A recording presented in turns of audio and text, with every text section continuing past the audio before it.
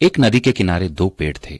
उस रास्ते एक छोटी सी चिड़िया गुजरी और पहले पेड़ से पूछी, बारिश का मौसम शुरू होने वाला है, क्या मैं और मेरे बच्चे तुम्हारी टहनी में अपना घोंसला बनाकर शरण ले सकते हैं? लेकिन उस पेड़ ने मना कर दिया। चिड़िया फिर दूसरे पेड़ के पास गई और वही सवाल पूछा। दूसरा पेड़ मान गया।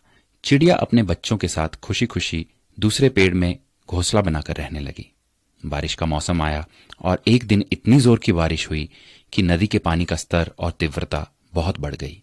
इसी दौरान पहला पेड़ जड़ से उखड़कर पानी में बह गया। जब उस चिड़िया ने उस पेड़ को बहते हुए देखा तो कहा, जब मैं तुमसे अपने और अपने बच्चों के शरण के लिए आई तब तुमने मना कर दिया था, तो अब देखो तुम्हारे उसी रूखे बर्ताव की सजा तुम्हें मिल रही है।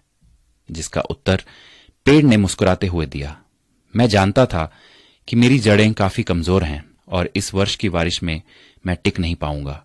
मैं तुम्हारी और बच्चों की जान खतरे में नहीं डालना चाहता था। मना करने के लिए मुझे क्षमा कर दो। और ये कहते कहते पेड़ बह गया। किसी के इनकार को हमेशा उनकी कठोरता ना समझिए। क्या पता उनके उसी इनकार से आपका भला हो। कौन किस परिस्थिति में है हम शायद उसे ना समझ पाए, इसलिए किसी के चरित्र और उनकी शैली को उनके वर्तमान व्यवहार से ना तोलें। प्रभु भी यही कहते हैं कि एक मनुष्य दूसरे की सोच और विचार को नहीं समझ सकता।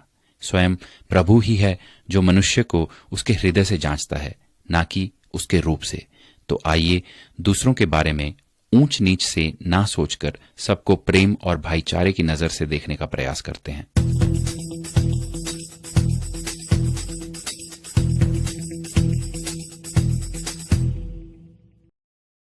Share chat.